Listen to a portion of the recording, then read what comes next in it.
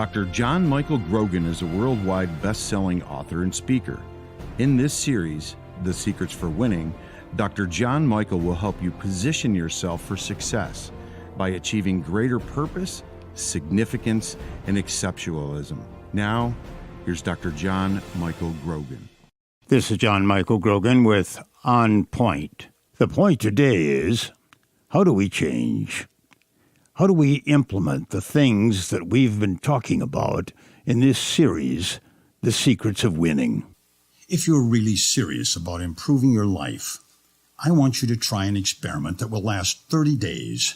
It will change your life forever. It won't be easy, but then the great prizes in life are always in direct proportion to the resistance.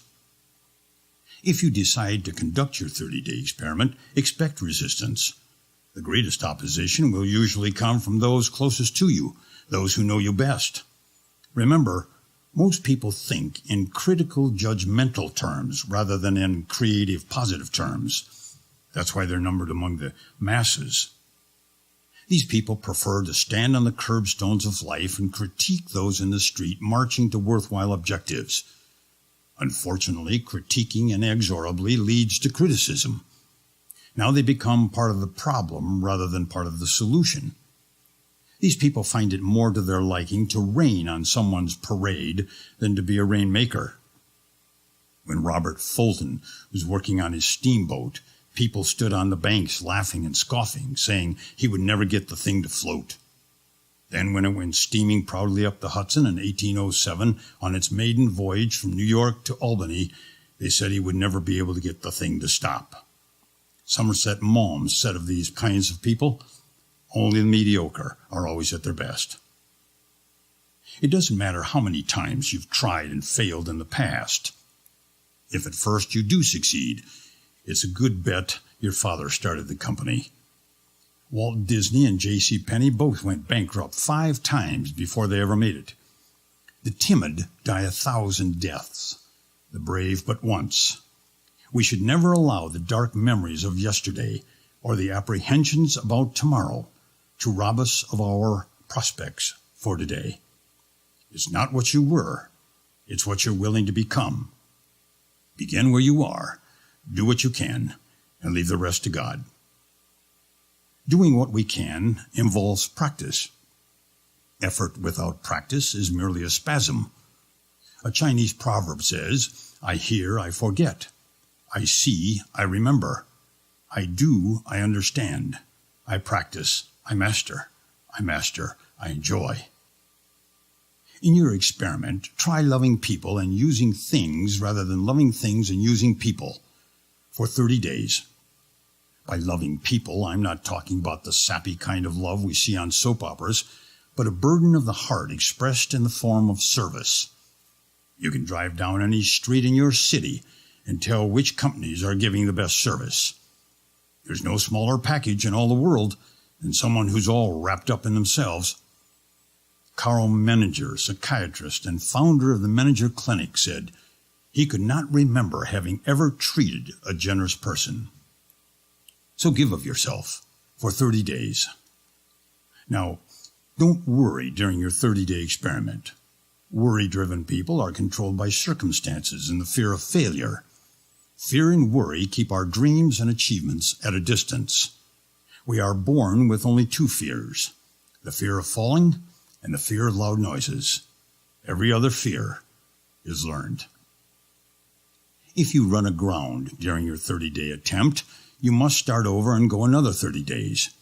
Quitting is a permanent solution to a temporary problem. Discouragement is normal in a society that views life in terms of sound bites. There will be times when the blackness of disillusionment seems to come over you like a flood. Sometimes, Shakespeare said, the brightest day hath a cloud. But summer evermore succeeds barren winter with its wrathful nipping cold. And so, cares and joys abound as seasons flee. The Bible says it this way, "Weeping may remain for a night, but rejoicing comes in the morning." It will come if you persist. Persistence is an acquired habit. Good habits, once formed, are just as hard to break as bad habits, but they're more difficult to form because there's greater resistance involved. Like a meandering river, it's human nature to want to take the line of least resistance. The achievements of tomorrow are found in the habits formed today. We are made into slaves, someone said, not by heredity, but by the habits bred into us in our youth. This point and others made on this CD hopefully will encourage you to have everyone in your family listen to this message. It's difficult to change by ourselves, so surround yourself with people who believe in you. We all need people in our balcony cheering us on. Seek out a wise counselor, someone you admire, perhaps a friend, a parent, maybe a coach, teacher, or pastor. For those who fail to listen, ride in a boat made of clay, an African proverb warns. Look for someone who will be honest and open with you, for only in truth is there light, and only in light is there life. Better wounds from a friend than kisses from an enemy. And beware of those who only praise you, for deception is close at hand. In Mark's Gospel, in the Bible, it says, all things are possible to them who believe. Belief, preparation, and perseverance are the keys. For your 30-day experiment to work for a lifetime, there must be balance to the total man. This balance includes our moral, emotional, financial, vocational, social, physical, and spiritual lives. Don't forget the spiritual, for our deepest needs are found there. Milton said, the power that erring men call chance. Playwright Eugene O'Neill said, if the human race is so senseless that in 2,000 years it hasn't had the brains to appreciate that the secret of happiness is contained in one simple sentence, which you'd think any school kid could understand and apply, then it's time we dropped it down the drain and let the ants have a chance. That simple sentence is, for what shall it profit a man if he gain the whole world, but suffer the loss of his own soul? Well, which will it be? A life of I wishes and if onlys, dreaming of the things that might have been, or resolving to do the most courageous thing a person can do, show up for their own life, to be all that they were designed to be? The choice is yours. It's up to you. You're in the driver's seat. Do what the people who have achieved anything worthwhile in life tell us that we must do. Persevere, and do it right. Life is not a dress rehearsal, and a miscarriage here is irretrievable. This is John Michael Grogan wishing you all good success. Thanks for listening to Dr. John Michael Grogan's On Point on onebig1.fm and the Podcast BIG network.